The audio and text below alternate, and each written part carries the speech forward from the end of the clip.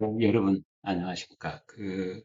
문재인 전 대통령 딸 문다혜 씨가 서울 이태원에서 새벽 3시에 만취 운전을 하다가 택시하고 이제 충돌 사고를 냈다는 거 다 알고 계시죠? 그런데 그 차가 말이죠. 캐스퍼라는 차량인데 이게 원래는 이제 문재인 전 대통령이 그 계약을 했던 차인데 그걸 딸한테 아마 이제 그 소유권을 이전을 시켜준 것 같아요. 그런데 이게 과태료 안 내가지고 압류된 차량이랍니다. 압류된 차량, 압류된 차량 음주운전, 만취운전 하다가 접촉사고를 냈답니다. 괜히 제가 그냥 부끄러워집니다. 그 내용 좀 살펴보겠습니다. 이게 도대체 무슨 얘기인가? 이 사고 차량이요. 지난 4월에 문재인 전 대통령이 양도를 한 차량, 소유권을 이전해줬다 이런 거죠. 지금부터 3년 전인 2021년 10월, 그때 이제 문재인 대통령이 현직일 때, 뭐, 노사 상생 일자리다. 뭐 그래가지고, 광주형 일자리. 이런 뉴스 여러분 기억나시죠? 그 홍보를 위해서, 근데 현대에서 나오는 캐스퍼 한 대를 직접 그때 도입을 했었죠. 뭐, 그 해당 차량이 광주형 일자리 공장에서 만든 첫 자동차다. 뭐 그런 얘기들 많이 했잖아요. 어, 사전 예약을 해가지고 신청 첫날 이제 문재인 전 대통령이 집무실에서 직접 차량을 뭐 예약을 했다.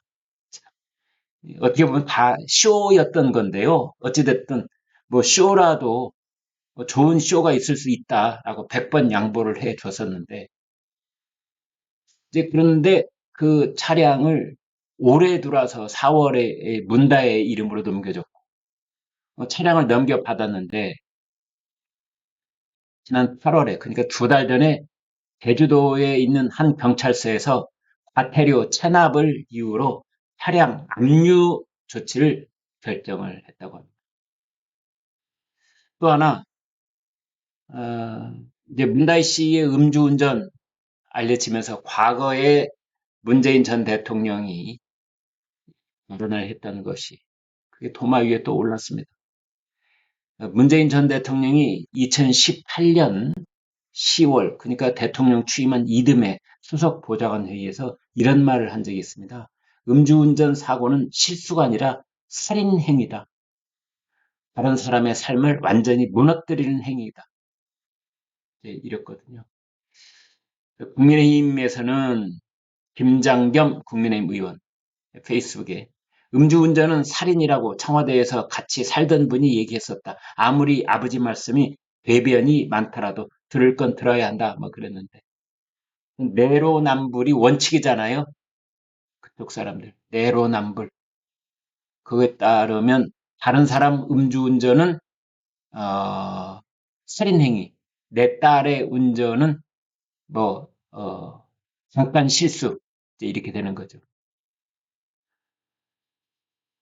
아무튼 문다혜는 지금 이제 남편 그 서창호 씨 특혜 채용 사건으로 검찰 조사를 받고 있고 뭐 소환 조사가 임박했다는 얘기도 있는데 이 음주운전 사고 소환조사 받아야 된다는 거 아닙니까? 그러면 이참에 뭐 소환된다면 음주운전도 조사하고 그다음에 그 남편이었던 서창호 씨 특혜 채용 의혹 사건도 조사하고 뭐 그러면 좋지 않느냐 뭐 이런 말도 나오고 위반은 도로교통법 위반이고요. 여러분 그 영상 보셨습니까? 아유 그냥 그 완전히 옆에서 봐도 술 취한 표시가 역력합니다. 가다 서다 가다 서다 제대로 운전을 못 하더라고요. 아니 그러니까 거의 몸을 가눌 수 없을 정도가 아니었을까 추정될 만큼 차가 제대로 이동을 못 합니다. 심지어 그 행인들을 막 치일 뻔한 그러니까 행인들이 깜짝 놀래가지고 오히려 비켜줘야 되는 뭐 무법천지 차량이라고 할까 김호중 씨 그 음주 사건은 저리 가라 하더라고요. 그랬는데 알고 보니까 면허 취소. 면허 취소는 0.08인데 김다혜 씨는 0.14였습니다. 근데 알고 봤더니 그 차가 과태료를 안 내서 압류된 차였더라. 참 기가 막히고 코가 막힐 일입니다. 문다혜 씨 41살이거든요. 아이가 있습니다. 아이 엄마입니다.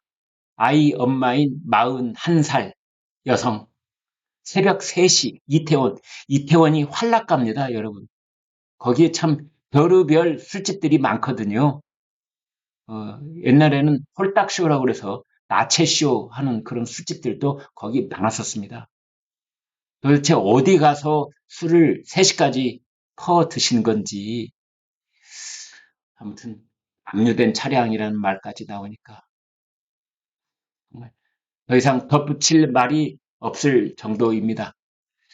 네, 여러분 고맙습니다.